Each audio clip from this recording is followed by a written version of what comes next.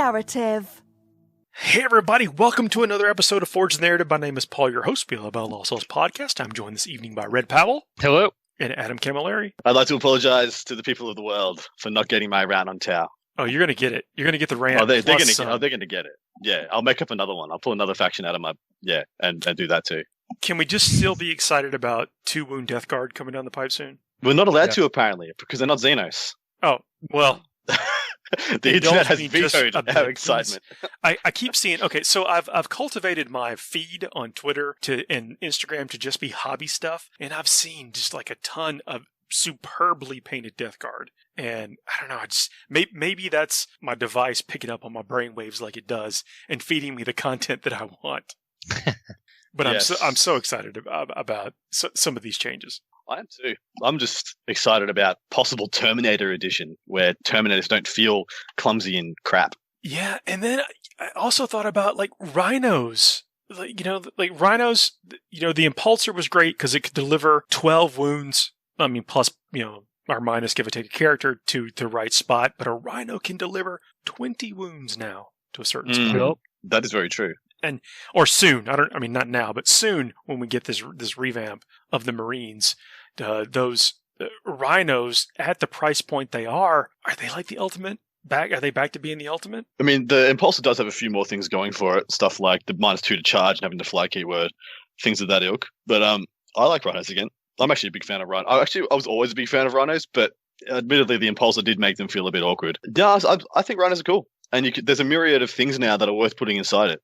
I've been seeing a lot of Grey Knight players just chucking Strike Marines inside of rhinos again, which I think's cool as. I haven't seen anybody mention this yet, but 2 Wound Devastators. I have seen people mention that, and Iron Hands players in particular being like, oh wow, that Devastator bomb that I can drop down and pick up whatever I want might not just auto die, it might get to shoot again, and that terrifies me. That absolutely terrifies me. The fact that it actually might get to shoot twice. Could be interesting. Well, and you can bring more Space Marines with those, and that's just that many more Blade of Wounds it can soak. Yeah, it's true. Yep. That at the end of 8th, that Grav Bomb and a Drop Pod it's pretty popular for a couple of different builds. Mm-hmm. Mm-hmm. Hey, maybe it's back. I don't know if it actually went away. I think that it still had it's still very efficient even now. No, I don't know. We're getting anytime that we get the opportunity to take older models off the shelf or out of the foam or whatever. Yeah. I get a little excited about it. Me too, man. I know people are kind of fatigued on Marines, but it's a difference. It feels like that there's a big, I guess, vastness of options. They're new old Marines. It's return to Back to the Future. Yeah, but you'd already talked about Star Cannons getting a resurgence. Yeah. I think so. I think wave servers with Star Cannons are actually pretty legit now. Star Cannons on anything actually, for that matter. I think Warwalkers coming in. Yeah, Warwalkers with Star Cannons, absolutely. Yeah, I think they can be pretty respectable now. Even I don't know, maybe I might be talking out my absolute whatever now, but you can put Star Cannons on the weapon platforms in Guardian units. You can. I know Guardians aren't in the greatest of spots, but still, that's pretty cool. I like Guardians. I should say I used to like them for their footprint, and you could get a nice like fat bubble of bodies to do the lightning fast on. I mean, there have been so many times where Guardians have just saved my bacon simply for the fact that they existed. Now, you can't do the same things with them more. I mean, this was like spreading things out and having them protect a couple of characters or whatever because they had to be the closest. And you can't do that the same way anymore. But, you can still take a 20-man unit if you want. Yeah, absolutely. You're absolutely right. Yep. I mean, I would almost advocate that higher than taking 10-mans. I think you're better off if you're going to take any Guardians at all. You just go straight to the top and take a 20. Yeah. And then you start chucking the buffs on it like you used to. Yeah, you only get the one platform, the weapon platform. But yeah, the I thought you could get 1 per 10. I thought it was 2 in a 20-man. Maybe I'm wrong. Is it 2 in a 20-man? I've only ever really recently taken them either. Let's look at that right now. We don't have to guess. I mean, I know. Well, either people are cheating against me. Oh, no, they must not be. Yeah. I was going to say, I mean, if Adam had the app, he could look it up. Oh, here we go. I'm gonna not get it now. I was tempted to get it the other day. I just forgot. No. But I'm gonna not get it now, just so we get mileage out of this joke. Like, I feel like it'd be a shame if I went up. Hey guys, I've got the app now. Everyone would be really disappointed. I was gonna apologize for leading astray, but we did get to make this joke. So hey, here we are. There you go.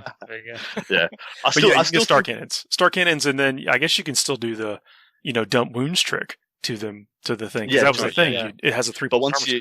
But now the crappier bit is now that you start dumping wounds on it, you have to keep putting saves on it until it's gone. You couldn't just go back and forward. Like when someone was putting like a single las cannon shot, you're like, well, I'm taking on a Guardian who might have a 4+ invulnerable save. Yeah. And then when you're going back to like all your bolter shots, you're like, 2+ armor or 3+ armor save on my platform. Yeah. And you can't do that now. I suppose there's only a couple of units that really suffer from that. I know my Bulgaren aren't a huge fan. I'm probably Red. You can probably empathize there. We used to have this awesome thing where we could chop and change between a possible 0+ armor save and a 3+ invulnerable save, depending on whatever we were up to. But then there's also Deathwatch veterans. They're going to suffer a little bit from this as well because they had the Terminators along with the Storm Shields. And you think of any other things that are going to suffer? Yeah, what has a mixed save anymore? There isn't too much. I guess you could. I was going to say potentially put like a Storm Shield on a veteran sergeant. Yeah, I was going to say like Vanguard veterans. Oh yeah, Vanguard vets. Yep, for sure. Yeah. I suppose drones as well at some points. I know shield drones used to be able to get them a 3+ armor save at some points. If you get them cover, they go to 3+ armor, or they have the 4+ invuln and the 5+ essentially FNP. And I used to jank around with that a bit, especially when I was playing against sometimes other tower lists with had a lot of fire warriors and things. I'd have a 3+ armor on my drones. That'd be pretty cool. But yeah, I don't think it's going to be that huge anymore, is it? No. Well, I mean, it could definitely come up, but it's I guess what we've seen is in these recent. I was thinking about this the other day. We've seen wholesale removal of jankiness from the game. Yeah, in a lot of regards, yeah. Just for us to figure out what the new jankiness is. I mean, people are going to keep trying. That's for sure. Yeah. That's one of our. It's part of our charm. It's just as a group of gamers. Game is going to game. Yeah. Game is going to game. Yeah. But a lot of it has been removed from the rules and made it in a cleaner thing, which is not bad. Again, it's all removing some awkwardness. Although I don't think that was necessarily very awkward, but at least it gave its consistency across the board, across all things. It's not, nothing's gonna get around that rule that we have right now. Yeah. Yeah, I feel like that GW's doing a good job of really cleaning up a lot of the loopholes, and I think there's almost an I'm seeing articles popping up all over the place. They're pretty much people just saying, "Hey, if it sounds too good, it is too good." If you need to go through 5 levels of explanation to explain it, it's probably not supposed to be there. So you see, if you look at this rule, and you do this, and and this has brackets around this word, and the comma's placed here. Stop. Yeah, I think the line is well technically. Yeah. I mean, but sometimes you do. Sometimes there is stuff that needs explaining. Oh, certainly. Yeah. So, do you know one that used to get me, and that used to irritate me to no end. So I'd finally figured out a way to play Black Templars that would make them okay, and it was to play them not as Black Templars, which really really sucked. It was just to play the best shooty Marine units. Yeah, hurt my soul, but I had to do it to like play at competitive events sometimes. Yeah, Graf Centurions were amazing Black Templars. Yeah, and what I was doing was Plasma and Scepters, but I had a drop pod that would have the Relic Banner in it. So I dropped down the Plasma Scepters and the Relic Banner would jump out, and when they'd shoot and then they'd die and then they shoot again. And so I'd get double the value because you had to try and just squeeze extra value out of that old Marine book. I always, for I think for the first like 2 or 3 games I played with it with my mates, I was playing as if you were just disembarking from a transport with the drop pod, as in you disembark 3 inches away and then you had a movement phase, as in you were getting out of a rhino. But you don't. You just get the disembark. You just get the 3 inch. Yeah.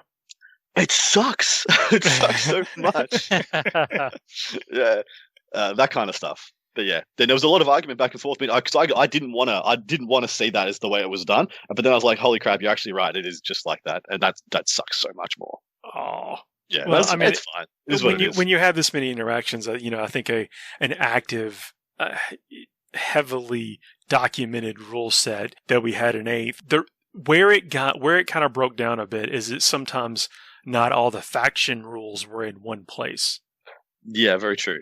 And that's even getting taken care of in 9th. And so I think, we'll be almost at a perfect state of 40k pretty soon. Perfect state of 40. Not reaching high at all. Full. Well, we're going to get a great new Space Marine Codex and Necrons. What else hopefully it's a humble but well-rounded and interesting Space Marine Codex. Hopefully it's not a big we already had the Big Bang Super Codex. Yeah. Let's hope they're a little bit more restrained with the power level. But hopefully, because there is a huge amount of flavor, and there's nothing but interesting and amazing choices within the Space Marine supplements and Codex all intertwined. I'd hate to lose the flavor there because there is a hell of a lot of flavor, but the problem is there's just too much power. Yeah, and look, we really, and before there's a comment, before you listening, I understand. Yes, orcs need some help. GSC needs some help. Hopefully, Necrons are getting the help that they need. Town needs a little bit of help, but some of these things only need like one more layer of rules, and they're right up there again. Yeah, and the Guard, some comments on the Guard is that by this time it is one of the oldest codexes that we have right now. That's true. Yeah, that is really true. The powerful things that they have are still powerful, but there's a big cliff between what's still powerful and then the rest at the bottom. And what I'm hoping is that, when these weapon changes, and I think that was alluded to in the articles, that when some of the weapon changes for like Meltas and Flamers go into effect, that they'll be applied to all the other Codex entries where those exist. I don't know if I'm just wanting to see that. Or... No. I'm 99% sure that's exactly what it said, is that because it was talking about sisters getting it as well, right? And so it was saying that all Imperial, and then it also tossed in, the Chaos Brethren that also use the same weapon types. So everybody's, we're talking about Imperials here and Chaos and whatnot. They're all going to get the upgrade with the weapons. And that's where we go back to, Xenos. I mean, at least Necrons are going to get their buff with I say buff, they're going to be brought in line with 9th edition with their Codex. I'm kind of hoping, I was talking to someone else today just about Eldar, the Aspect Warriors, and, with all these upgrades to Space Marine weapons or Imperial weapon sets, if you want to call them that, you kind of think that the rest of the Xenos would get something to match as well, Oh, my kingdom for a functional Howling Banshee. Right. Yes. Right. Yeah. See, I wish there was a do you know how Dark Eldar have their triple patrol? If you take a Covens, a Cabal, and a Homunculus. Oh, sorry, you know what I mean. A Coven. Yeah, you get extra bonuses. I wish there was that like that, but Aspect Warriors.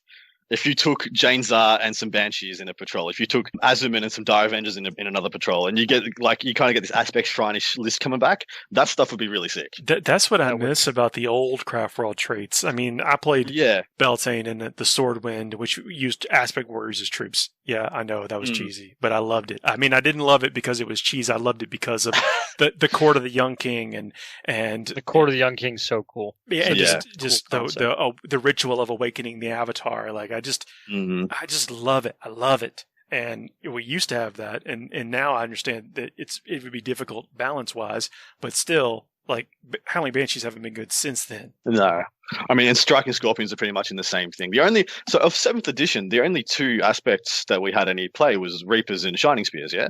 Yep. I mean, Shining Spears were like both of those were two of the best units in the whole Eldar range. Yeah.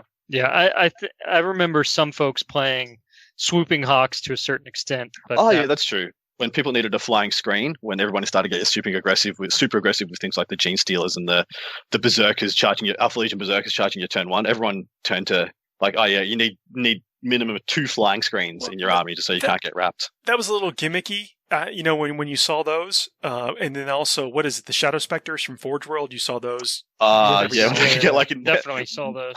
Yeah, minus 40 hit. Everyone loved that. Especially when they were Yunari, and savage. But you're right with like the ones that most Eldar players took were Dark Reapers. That was it. It was basically what you took, and Shining Spears. Yunari was. See, Shining Spears are still amazing. I think like MSU Shining Spears is freaking phenomenal in 9th edition. They're like this self-contained anti-infantry, anti-vehicle, decent in combat, invuln save model. What more could you ask for a single anything? Yeah, they have a ton going for them. Conduit for good stratagems. I mean, that's exactly right. I love it. Yeah, I mean, I'm not sure if there's a. So you don't want 6 mans, but because you want to be able to string the guys out. But I'm not sure if it's 3 mans, 4 mans, or 5 mans. I'm not sure where the sweet spot is. An Eldar player would have to suss that out better than I would. I have a buddy. Whenever he was playing, like in just a pickup, like roll down to the game store and play some random pickup games. Kind of like a Pull Shark would do, or whatever. Whenever he's playing against somebody you could tell that was truly new at the game, he would just play without his Shining Spears. I mean, take 2,000 points, take 600 points of Shining Spears out, and then play the game. Yep. I've done that as well for newer players. I mean, like they've brought on they bring their amazing, they've just finished their first 2,000 points, and it's this hodgepodge of different weird Marine units or Orc units, and it doesn't really make sense. And you rock up with I was practicing for a tournament next weekend and you're like, yeah, I ain't playing that list anymore. You're just like, yeah, I'm going to take that out. All those veterans with all the melter guns, they're just infantry squads now, and all those melter guns are melter guns. Yeah, but I like that stuff though. I think it's really nice. Oh, yeah, absolutely. So, talking about Gene Stealer cults for a second, do they get like actual flamers, or is it just the hand flamers? No, just hand flamers to my knowledge. Yeah, I'm only tracking the hand flamers. I'm just thinking. I'm just trying to think. Are they going to benefit from the Imperial changes, if there are any? You can get like a twin heavy flamer on the Rock Grinders. There you go. That's not going to do it. That's not going to help. That's not going to do it. I mean, I know that we take the rock saws and the hand flamers and stuff, but I was just curious if they had the options that were not attractive because the other stuff was so attractive. But maybe they will have access to Brood Brothers, right? So Astra Militarum, Brood Brothers, so they'll have that in the chat on the FTN Facebook page and a couple other places. That's what people are doing there. They're looking to blend in that guard, and that's what they mention as being something that they're enjoying playing in ninth, is blending in a little bit of the guard. Yeah, it's just it's just a paradigm shift, isn't it, for GSC at the moment, until they get a new book or something fundamentally changes for the structure of their lists. Because they do, one of the biggest struggles they have is it's one of each character per detachment. So if you want to take 2 Magoses who are really good and they've got really good psychic powers, you got to take 2 detachments, and all of a sudden you're already costing yourself CP, which is like the engine for that. That whole book is built off CP efficiency. Because otherwise you're just spicy guardsmen. You are literally spicy guardsmen without CP. That's it. No, but you don't think the blips are pretty strong? Yeah, exactly. Spicy. Like you got guardsmen. I just think the blips with some gimmicks. The blips have those rules that you just can't get up close to. So I think I think the infiltrating Space Marines are a popular choice right now. They actually are. Same with Nurglings as well. And I think the blips back them up. Well, so you can't get within a certain distance of them, but the big problem is that you want to talk about some infiltrating Space Marines. The infiltrators themselves, the Phobos Marines that have the Omni Scramblers, yes, those guys actually ruin Gene Stealer's day because they back them up. They can't get close enough, but that 12-inch aura that the infiltrators have prevents you from setting up units within 12 inches of them, and they can essentially ruin a Gene Stealer player's day. They're like a perfect deterrent. So then you get this issue where you've got this kind of dead zone between the two armies. The Raven Guard escort, the infiltrators can't push up on the GSC. Right. The GSC can't deploy and push in aggressively onto the Marines. The only difference is the Marines still shoot good. The Gene Stealers don't. That's right. Yeah, the hand flamers are not getting it done. Not getting it done. Back to that. And, back to the flavors. Heavy flamers and rod grinders are not going to save you. Yeah. But I think GSC's got some mileage if you take it for what it is now, because what it is unfortunately it's an army that has a lot of pitfalls if you take them en masse. But if you were to look at it like, say, you want to take a 50-50 guard and G Stealer cult army, you can still get a hell of a lot done. You have this stable frontage of, say, just OBSEC in Chimeras and a couple of tank commanders, maybe a couple of artillery piece or two, and then you got all these pocket janky things like you get you get your scrambler secondaries very very easily. You get your engaging off fronts very easily. You can build a list out of them that gets points very well. I'm not going to say it's always going to be on the board. You're probably going to be mostly tabled by the end, but you're going to have a good score, you know? Yeah, Look on the bright side. You have to paint fewer models. That's true.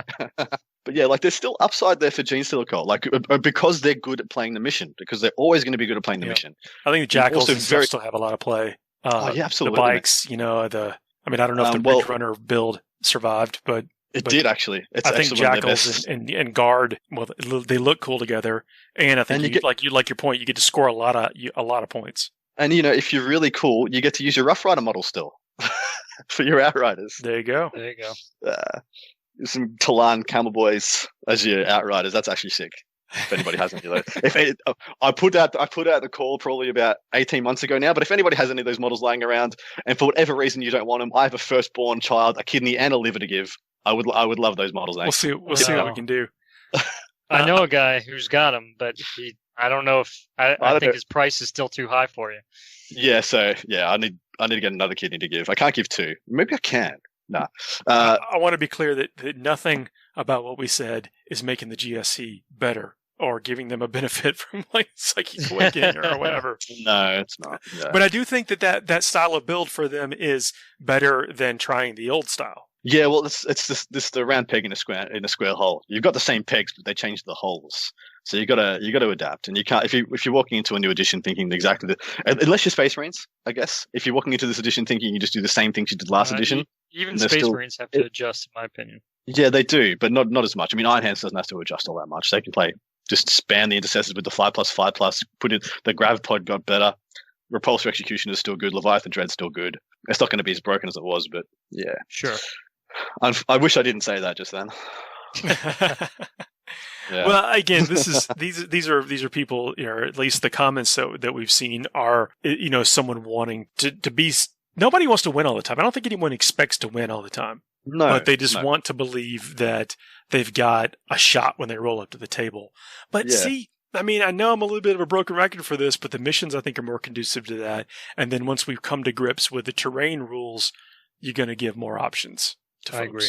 And I think that's gonna continue to evolve and develop the more we get to actually play. I mean, like right now, it's kind of weird. I know Tabletop Simulator exists, but I still think that there's some percentage of games that are not getting played right now that would be getting played, where some of this stuff would be developing more quickly. Oh, sure. Yeah, that's fair to say, for sure. And myself included. I mean, some of this stuff is. I mean, I have not played against Genestealer cults because the guy that I know that plays Genestealer cults hasn't been over to the house. That's So my simple as that. Yeah, I mean that's it. I do again really like Guard though, and I think they have pretty much. I'm going to still go on record to say that the Guard are going to be one of the strongest lists in this edition because of all the tools they have. Yeah, I think as soon as we get a Dex, like I said, there is a big cliff between the good and the rest. Like Tank Command is still amazing. Tank Command is friggin' phenomenal. That max payload, I don't know if anybody knows what the max payload Manticore is, but you should look that up. You're probably going to see it. It's going to be either in guard lists or sprinkled into a bunch of other lists. So that's a Manticore that has flat 3 damage on his shots. Doesn't roll the D3s. It's ferociously good. On top of that, the relic like Lost Cadia with it still. Yeah, you can. If it's Cadian, for sure you can. Or you can use Vengeance for Cadia on it. Vengeance for Cadia, yeah. There's a bunch of different ways you can buff it. How you can use a Master of Ordnance for roll ones, or Harker if you're Catachan. Harker, that's right. Harker. I love Harker. He's such a beefcake. He's a boss. He killed a predator. He's great. For the longest time, I thought Vengeance for Lost Cadia was just a Cadian thing, and I remember sitting in between rounds at a tournament and reading that over again, and like the light bulb going off.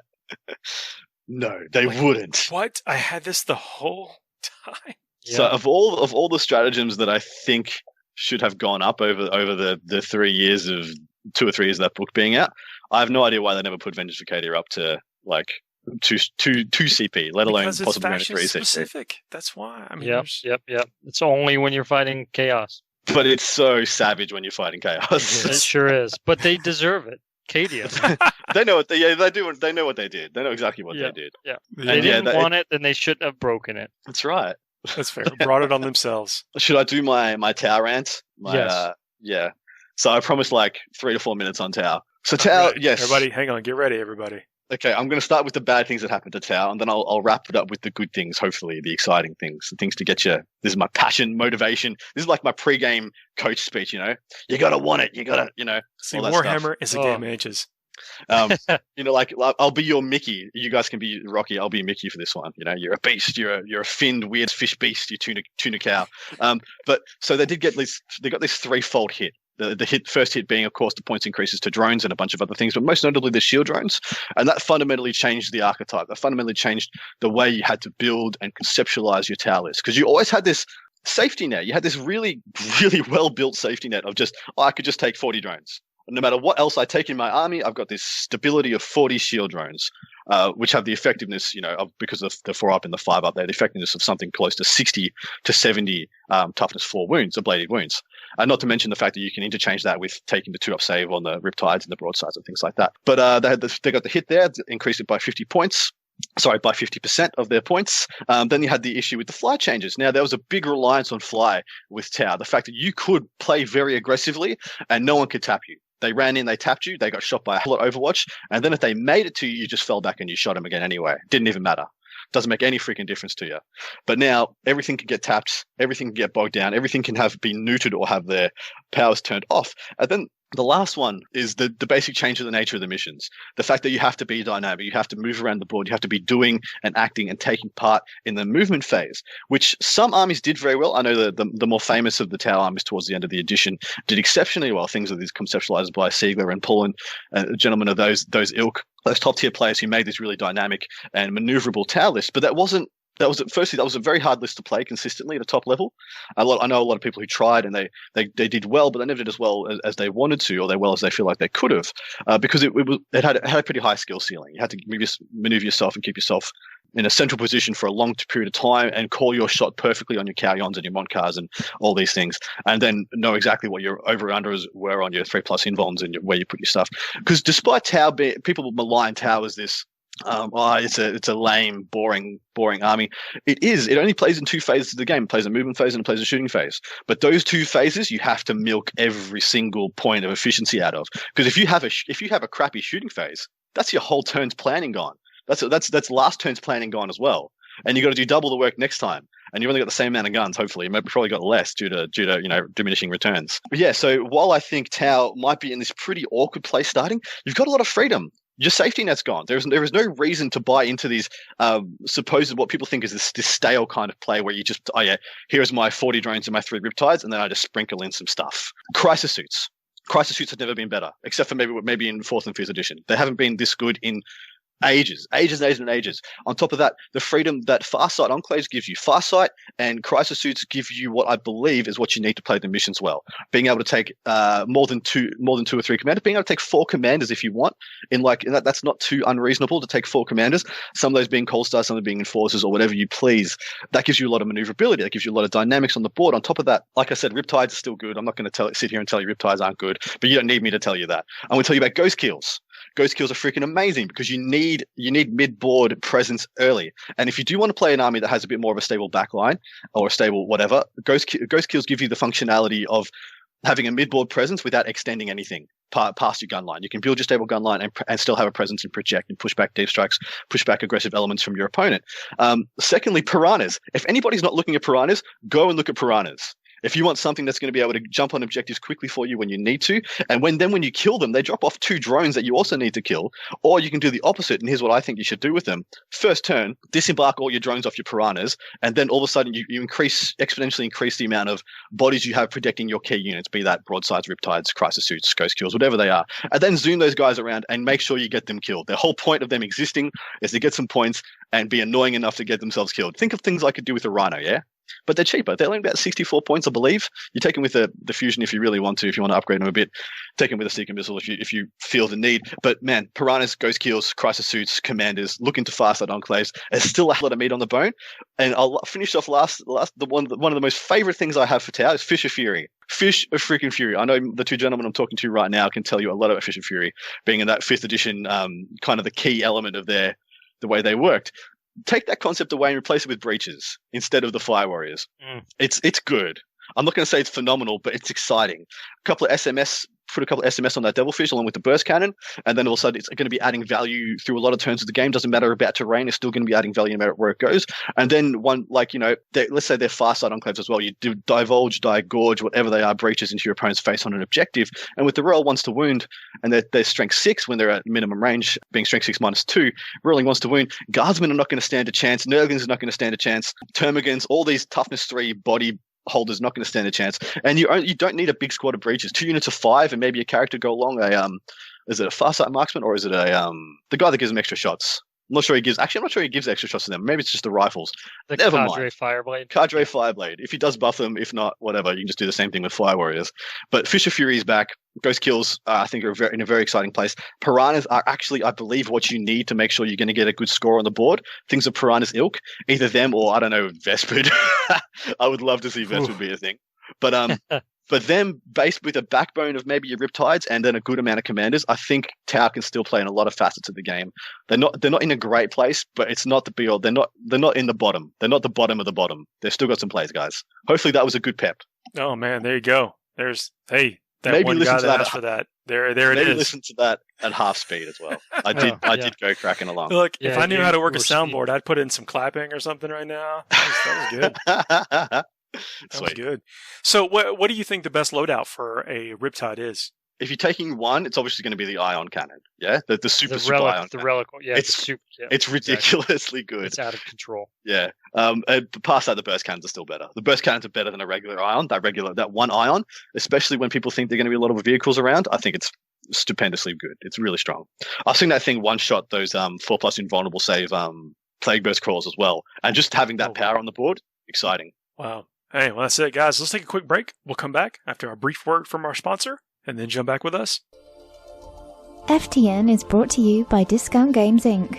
Please visit them at www.discountgamesinc.com. And don't forget to ask Jay about ways to save even more on your hobby projects. Hey everybody, we are back. Still got Red and Adam here. Hello. Hopefully you survived my rant. Man, I hope the towel's out of y'all's system now. Yeah, it is. It's long gone.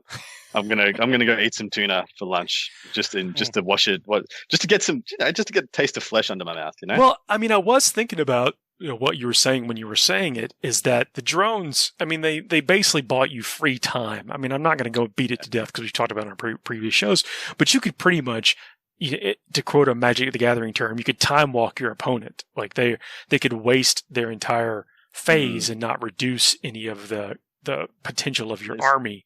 And then and you mentioned the shooting phase, like you could actually do that to yourself too if you had a poor shooting phase. And then if it ever was flipped to where they killed all your drones and then you flubbed a roll of shooting, you were done. Like your turns 3 through 6 did not exist for you. Yeah, especially with the scoreboard as well. And some of the other game systems, I don't know if it was as prevalent for things like ITC, but Maelstrom, like basic rulebook missions and the ATC kind of formats where you had to be progressive on the scoreboard.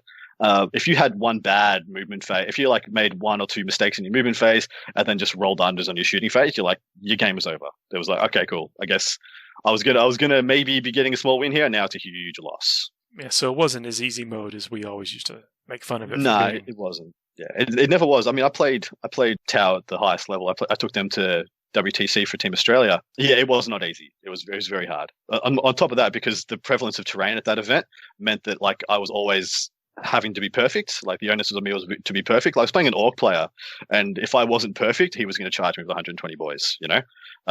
But I had to be on mid-board objectives. I didn't have the option of not being on those objectives. But if I wasn't perfect, I was going to get swamped. And so there is still a lot of stuff like that, and that stuff's for Tau's only gone up, which means I think you have to be more flexible. You can't have this one big centralized ball of an army. Firstly, you won't get any points, and secondly, you're so much easier to lock down. I didn't mind those games though. I mean, full disclosure. I'm bearing my soul right now.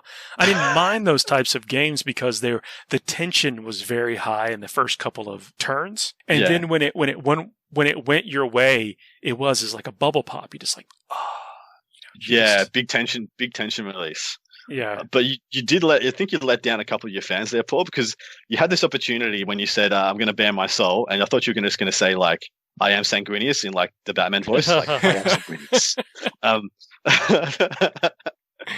I'll save that one. I don't remember that. Save it next time. Don't miss the opportunity again. So talking about the time walking thing and everything, Adam, I got a question to run by you, I guess, in regards to everything we've talked about from the previous session and then this. So Farsight Enclave, and this is just me bouncing around some stuff with other guys, and I've told you my Tanith guard list, and I've got a plethora of infantry on the field. If I take 4 Farsight commanders between 2 battalions apiece, and then I run 12 squads of breachers, what do you think? I love it. Are those breachers just walking along the table? If they're just walking, they're better off being fire warriors.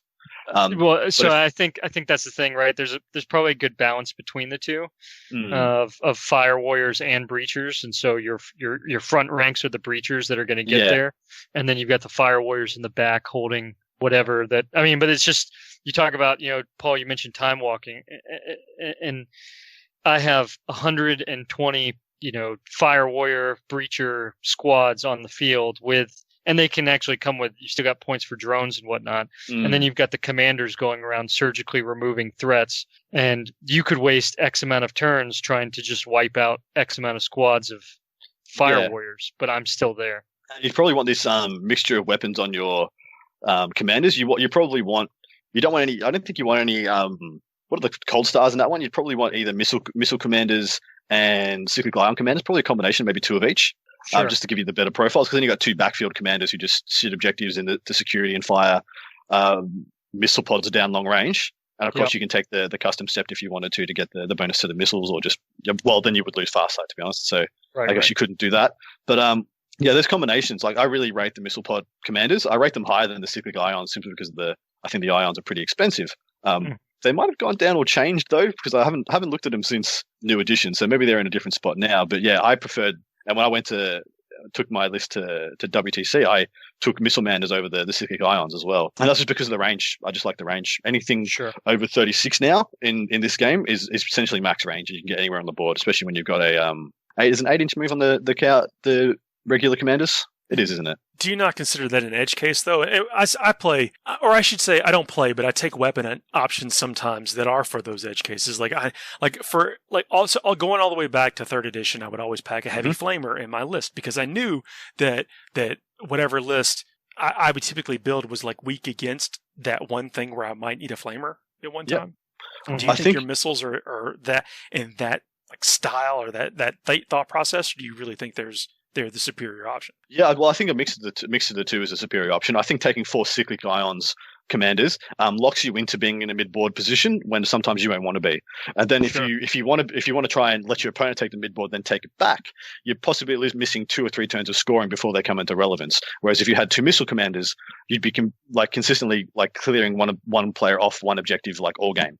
From wherever they are on the board, you can reach out and put some pressure on that objective, make them continually put resources back there, or a couple of other things. But look, I think the nuanced stuff like that, Paul, it comes down to player preference. And on top of that, it comes down to experience and the meta and the people you play against. If you are finding you're struggling, or you're playing against other gun lines, things like AdMech, things like stable marine gun lines, Imperial Fists or whatnot, you might be better taking all cyclics. You might be better chucking in those flamer crisis suits or the airburst fragmentation crisis suits, which I'm actually pretty high on. For those who don't know, the airburst frag crisis suits essentially is putting a mortar on them, D6 strength 4 shots, you give it ATS, and it's strength 4 -1. For clearing objectives, safe screening objectives, that stuff's really good, especially when you can get ignores cover on demand and marker lights, rerolls to hit or rerolls to wound from a plethora of different sources. So I like that kind of stuff. I'm not sure that's a big unit though. Maybe that's just a single 3-man for clearing off infantry squads and things of that ilk. But what I like is that despite Tau being in a weird place, they've still got a lot of options. They're still a very fleshed out faction. Their codex was kind to them. The mechanics of 9th edition are not that kind to them, but their codex still has inherent strengths. I mean, being the only faction that gets free Overwatch, I would say 9th edition has been pretty kind to them. Yeah, if they did, but if they didn't have that, it'd be like, that's rough. Save me from all this. Let's talk about Sanguinary Guard. All right. Oh, snap. 3. Okay. Yeah. How long did we get into that? That might be a new record, Paul. I'm over here breaking out in the sweats. I can't. We're like 40 minutes in, and I mentioned Blood Angels before you did. Are you okay? Are you unwell? We don't have to talk about Blood Angels, except that's fine.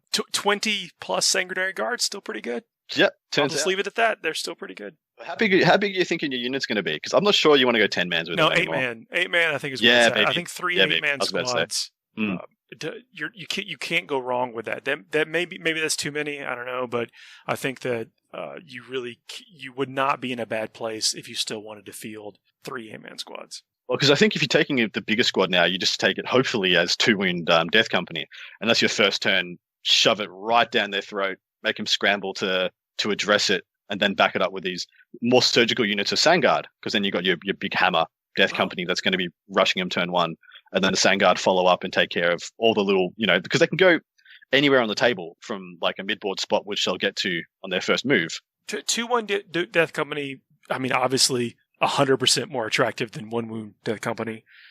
Who would have thought? But I think that when you take the DC, that it also then leads you to take, well, I might as well take Lamartie's, and then you start building support around that. And I'm not sure they need support. As soon as they get to the second wound, I'm like, What do they need help killing? But okay, you don't want them necessarily more help killing things, but you definitely want them to get into combat all the time, 100%. Because the mighty gives reroll charges, doesn't it? All the time, yeah. And then he's got the chaplain buffs, and then he's got the Death Company bonuses. So I mean, again, I'm not going to talk out of taking Death Company either. Yeah. I'm just saying, I think if you are solely focused on the most efficiency, then you go with a 24 secondary guard. If you are building the thematic list, you definitely have a max unit at Death Company.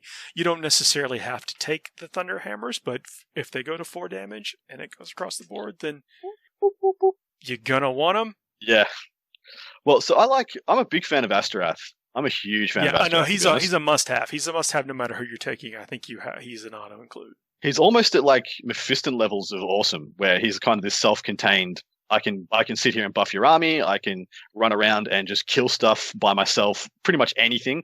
So I played a game. I had 12 breaches, Cataphrone breaches. I had them fully buffed. So I had a 3+. No, I don't think I had the 3+ invuln on them. Devil had them back to Tau. No, that's Admech, you slug. Oh. Nah. Oh, you said, those breachers. Okay, the those breachers. There you go. How dare you? No, yeah, and he went in there. These guys had a 4+ invulnerable save. He just killed 9 of them. He just killed 9 of them, man. And I was like, oh yeah, I'm not paying 3 CP, so 2 CP to keep these 3 breaches. And he killed the whole unit. All 12 died because Asterath touched one of them. He's a beast. No, I do think that he is, pound for pound, probably. I mean, Mephiston, don't hear me say this. But yeah, close your ears, please. Probably the best because he gets fly, automatically. Yeah, like he doesn't. Have well, is he the best chaplain in the game? Is he the best chappie in the game? Like, I mean, you can make a White Scar Smash chappie that's utterly terrifying, but he doesn't have 2 litanies. The custom is when you give the Master of Sanctity and then like a really good relic or something, then like damage output, he might not be the best, but out of the box, just on paper, stats by himself, I think he is the best. Yeah, I'd have to say it because I love my Grimoldus, I love my Asmodai, but they don't kill like he kills. They don't butcher like he butchers. Yeah. They don't blend. He is the neutral bullet to their standard target $10 blenders. Yeah.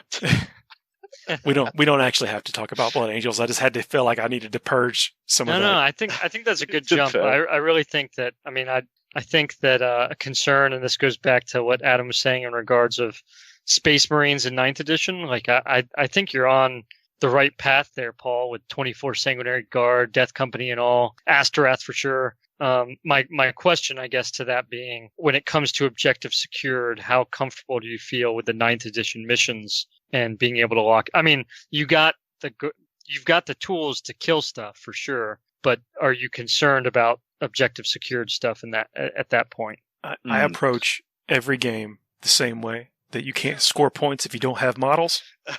That is a technique. How did I knew he was going to say that? It's like, he's going to say he's just going to kill everything, isn't he? Well, okay, but realistically though, like my troops are those incursors and infiltrators and stuff. Okay, yeah. So I feel like that. I mean, I'm a big I try to control the momentum. I mean, that's my style of play. Is I try to get you reacting to what I'm doing instead of me having to do. And so I think with some crafty deployment and then just the threat of these fast moving and or deep striking and or redeployment type things, you're starting the game confused, and maybe it buys one of my units a turn to get closer to you to start ringing your filthy Xenos neck.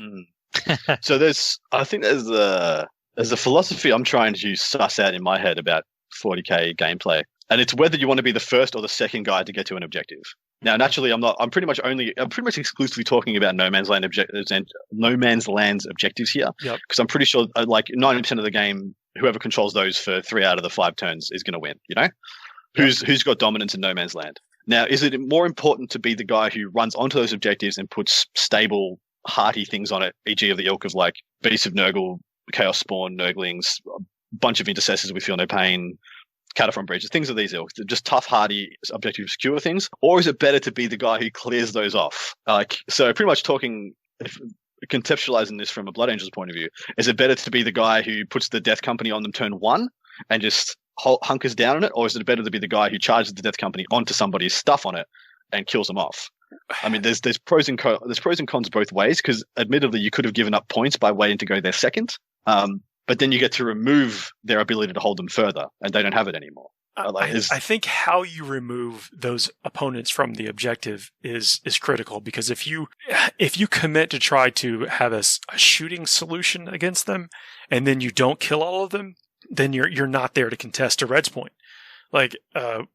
But if you can get up there up close and personal with them, and then you get outweighed by objective secured, like what's like the nightmare scenario for Sanguinary Guard or something? It has to be an intercessor with a Thunderhammer that gets the charge and kills them all, or kills down to 2 of them, and then they've got 3 intercessors standing there. And then maybe those Sanguinary Guard no longer body block for your whatever else you've got.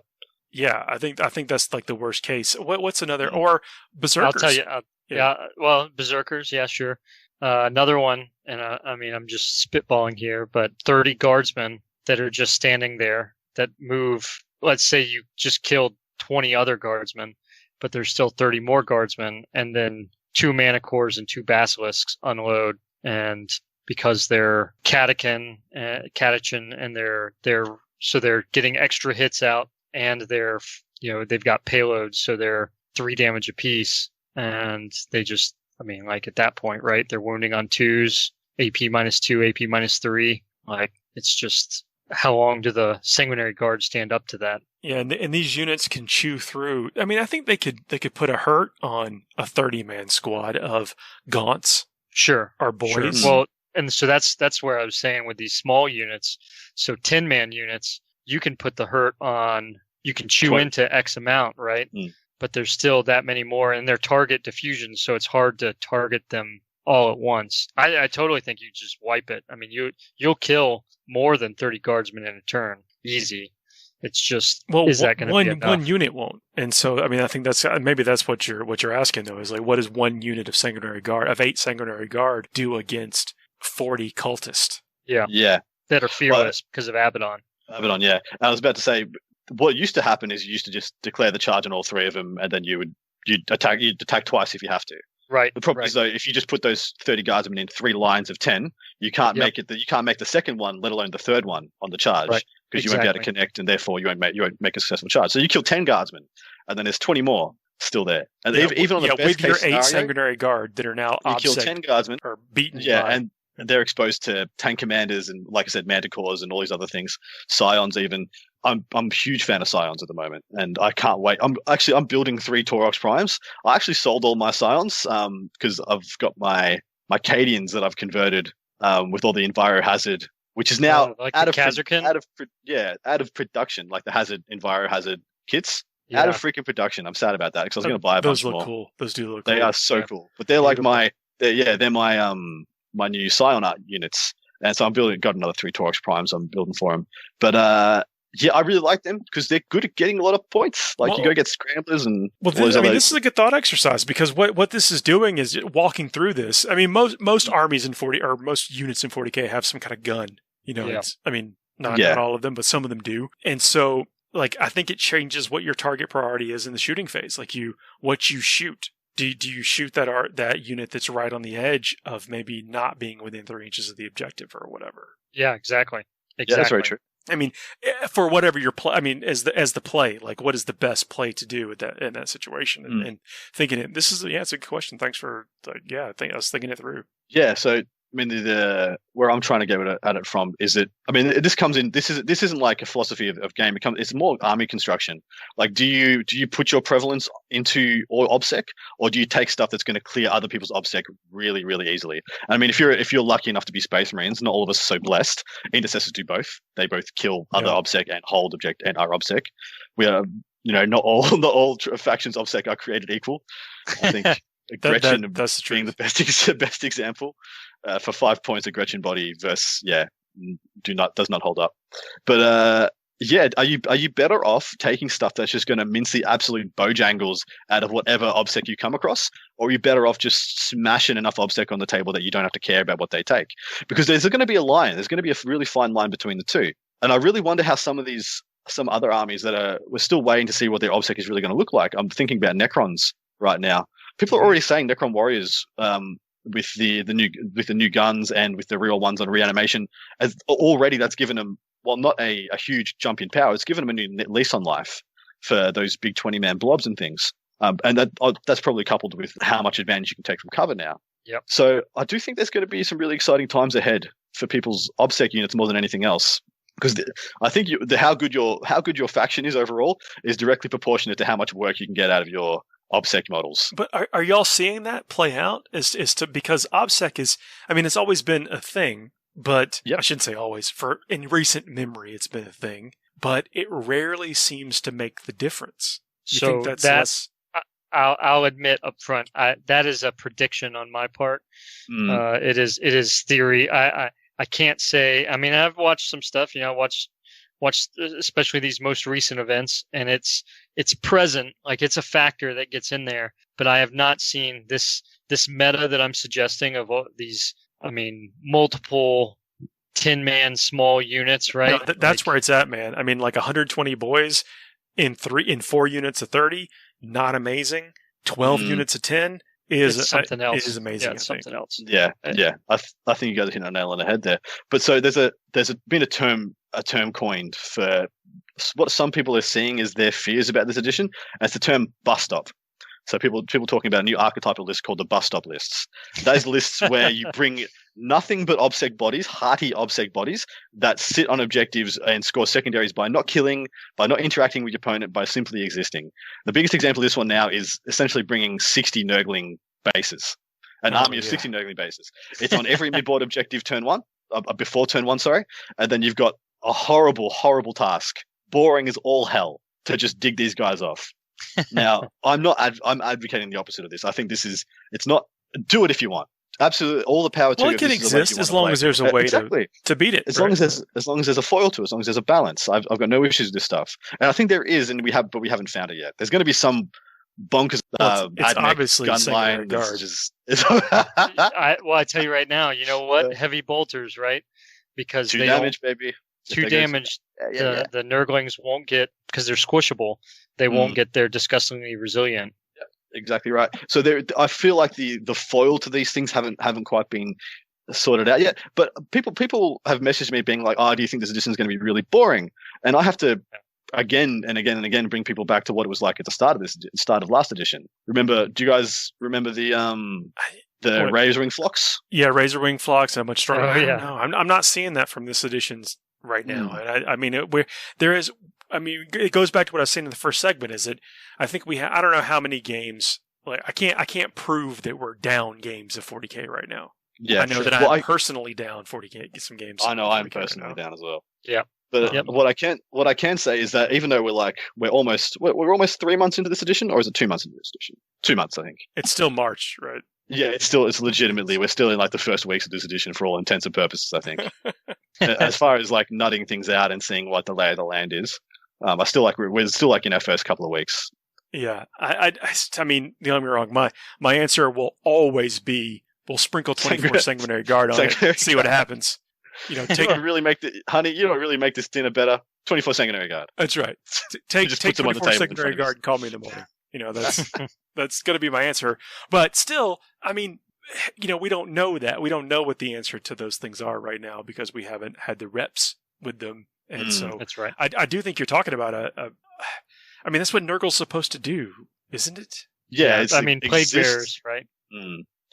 Well, so, and this was a concept from last edition as well. There are Tyranid armies running around with 200 to 300 odd termagants that would just sit all the objectives on the table, and then it'd have these explosive little characters, things like Old One Eye and Patriarchs and stuff that would come out and nibble away at your most efficient units. Things of the Sanguinary Guard ilk, things that could legitimately pull down like 50 termagants in a turn, and they'd go and they'd send their Old One Eye missile to go sort that out. So I feel like it's a bigger issue this edition, because there's never been more points up for grabs for doing so little. Does that make sense? Oh, fair. Yeah, that's fair. That's a good point. Yep. So what's the army that doesn't care about 2 damage weapons? Isn't there one that like only takes against 2 damage weapons they get their full armor save or? So I think you're meaning 1,000 Suns, but 1,000 Suns it's single damage. They get +1 to their save. +1. It's the opposite. Yeah. So 2 damage is what you want against 1,000 Suns. Yeah. Well, maybe that's it. 2 damage. Find the best way to deliver the 2 damage. Yeah, it is. Yeah, find the most efficient delivery system for 2 damage weapons. Either that, or just find enough massed strength 4 and strength 6. The strength 4 and strength 6 profiles, I think, are going to be your best profiles for horde clearing. Well, strength 4 being 6, as long as you don't have to pay theoretically extra for that. A huge premium. Yeah, things like assault cannons seem pretty good. They went down in points. Like twin assault cannons went down in points. Chapter approved almost across the board. And unfortunately, it sucks that I'm saying this, but Marines have the best of all of these things. They can maybe Tau and Eldar do strength 6 as well as them. Well, strength 5 and strength 6. Eldar do strength 6 so well with the shuriken cannons and the scatter lasers and things like that. And the star cannons, that's really strength 6 is really their niche. But strength 5 pay a ton for the star cannons. I'm sorry, not star cannons, but star cannons are actually seems to be economical. But I don't really pay a ton for the scatter lasers and stuff, which are they are that multi damage profile. They're the D3 damage profile, so spamming them I think is very strong.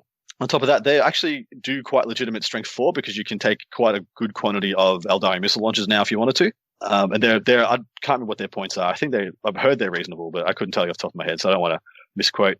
But I feel like if you can mass those profiles, you'll be in good stead versus these kinds of armies. Even I'm conceptualizing Dark Angel's army. Dark Angels can do strength 6 really well because of Talon Masters having and Talon Masters and land speed. Twin linked assault cannons and stuff. Exactly right. Yeah, we can do those really well. So I'm conceptualizing a list now that hopefully we'll try and bring like somewhere in the region of 80 assault cannon shots. I feel like that doesn't seem bad. No, it doesn't seem horrible. Well, because they also hit pretty well. Yeah, but here's the thing: I'm giving up all my anti-tank. That is my anti-tank to run that concept. Like there's no melter guns, there's no eradicators. So there is a big give and take here. But it's the same. It's the same as that player. That player who's taken the 60 Nurgling bases, he's given up so many other facets of his game to put those in. Maybe we see Khorne Berserkers come back in because you know what they'll do? They'll run right through those bad boys. Sure will. So yeah, maybe we'll see a big resurgence in a bunch of different things. But all I'm saying is Berserkers. I mean, like I know we've mentioned the fact, but 2 wounds on a Khorne Berserker, it's very frightening. I really like just even if you only take 10 of them, 2 units of 5 of them in a Rhino, just is so threatening to any objective. There's nothing you can put on an objective that 2 units of 5 won't go through. You know, that's a troop's choice. I mean, that's right. There's no obsec that you can have that's going to be like 10 Berserkers. We're fine, boys. They can only attack 3 times. We'll be right. Yeah. It'll buff out. Splitting them up like that will enable you to kind of get around the newer nuances to 9th edition so that you can charge multiple stuff with those 2 separate squads. Exactly right. They have a decent reach coming out of a transport. They have their 9 inches, so you can really spread out and do a lot of different things. On top of that, it gives you options to take 2 fists if you feel like you need to. Because when fists go to flat 2 damage, all of a sudden they're great intercessor killers. That's right. Oh, and all that mess of attacks that they'll get. Yeah. Yep. Does it blend? You're going to find out. Yeah, true. And then in Rhinos, I mean, like the Rhinos may be the new secret weapon. Admittedly, maybe a Termite's better. Maybe the 4-12 Termite is just better. It's just a better Rhino. I don't know. Like Chaos Rhinos get decent weapons. Well, you can do the combi stuff.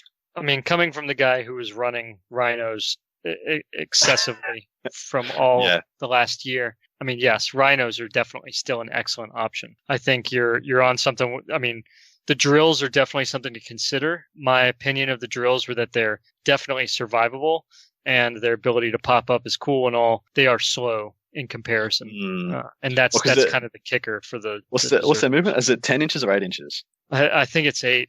I don't remember that is rough. Being that high. And so with that, and then so Rhinos being able to move 12 is awesome. And then the flip side, let's go in the other direction. Less survivable, but even further movement are the Dreadclaws. Flying. What about Charybdis? Yeah. Is it? Yeah, maybe. So the Charybdis is kind of pointed out, in my opinion. It's. I mean, we're talking 300 plus points, and that's just kind of rough. But the Dreadclaw, though, holding up to 12 models, moves 15 inches and doesn't degrade in movement. That's clutch right there. That's amazing, actually. Holy crap! Wow. Yeah. 15 inches and flying. Does it still get like the Melta attack? So it has a pistol that hits every unit, friendly or enemy, within 6 inches of it. Cause chaos. Yep, cause chaos.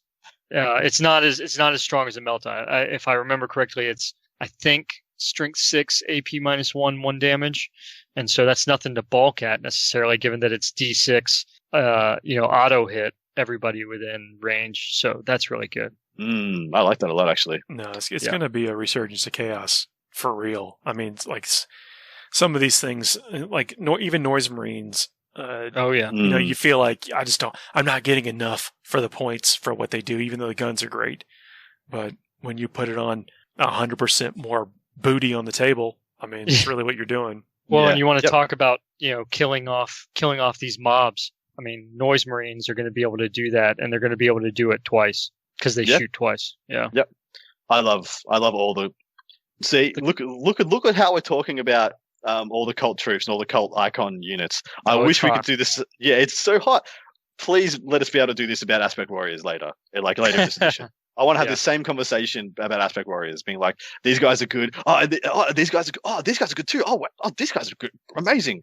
I just feel so much better talking about some of this stuff. I mean, like, for Warhammer in general, when there's a powerful bad guy that we get to live out on the tabletop. Love bad guys. Yeah. Well, it gives us context for the, Yeah, it gives us. Yeah, I got stratagems that also, fight Black Legion. So there you go. Black Legion, like, they might be getting pretty sick because they have their stratagems, especially is it Ender of Worlds or whatever it's called? Yeah. I know exactly I think it's Killer of Worlds. Yeah. The ability to remove objective, or the essentially that you no longer score on this objective. Yeah, that's huge. That's all huge. That point where they push you off all your objectives, and you're like, wow, they're getting 15 points this turn. Unless I spend these CP, and then I get 0. You like vect their OBSEC.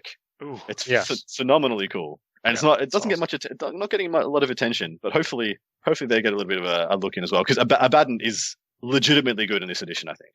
I agree. I think the Fearless thing, again, we go back to the ability for free CP. Yeah. I mean, there's a lot, and you can do the Council of Traders to give warlord traits to the sorcerer and the Dark Apostle that you bring with you. Yeah, that's good. That's real good. And that sounds good. I don't know. It's nice, this rising Chaos Star.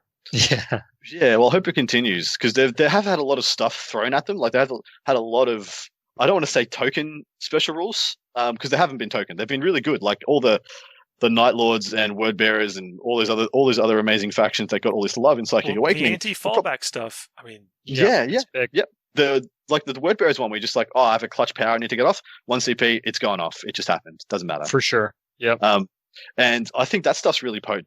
But the problem was it was still working from this relatively weak codex. Even when they got their 2.0 codex, it was still working from this relatively weak platform. All of a sudden, all the platforms you're working from go up in a wound, and it's not a weak platform anymore. Even if they don't get a new codex, it's not an especially weak platform, Yeah, indeed, man.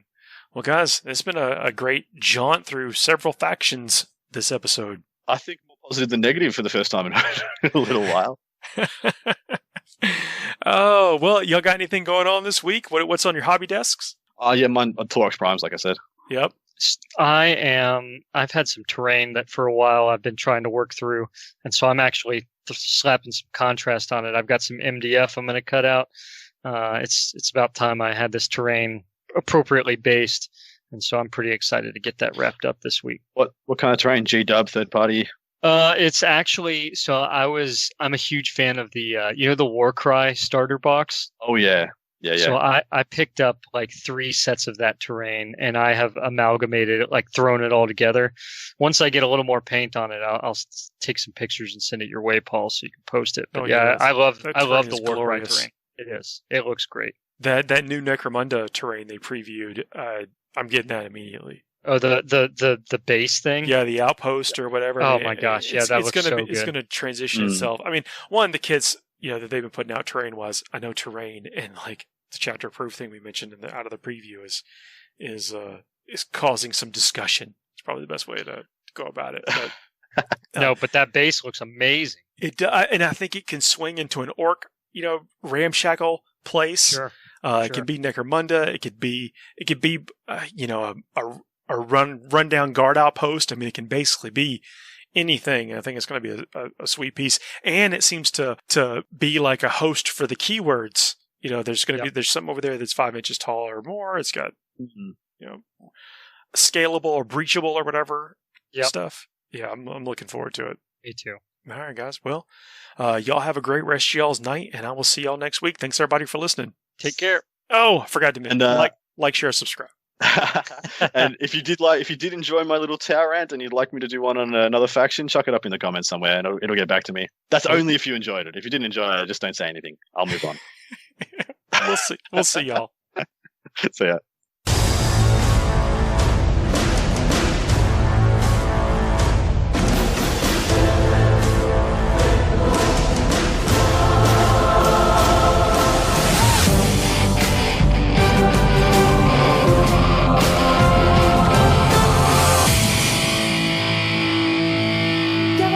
Make my day.